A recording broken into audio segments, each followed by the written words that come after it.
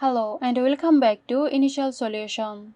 In today's tutorial, I will show you how to join a class in Duolingo. So let's get started.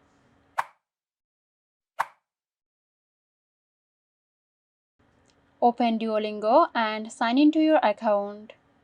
Tap on your profile icon at the bottom, then click on Settings. Scroll down and find Progress Sharing. Click on it. Once you click on that, you need to enter a 6-letter classroom code that has been provided by your teacher. Type in your code, and once you do that, go ahead and tap on Join Class button.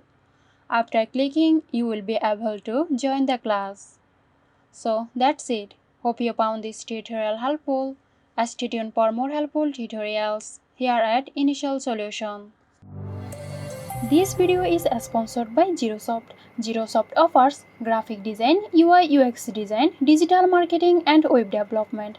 Elevate your brand with Girosoft today. For more details, check the description box.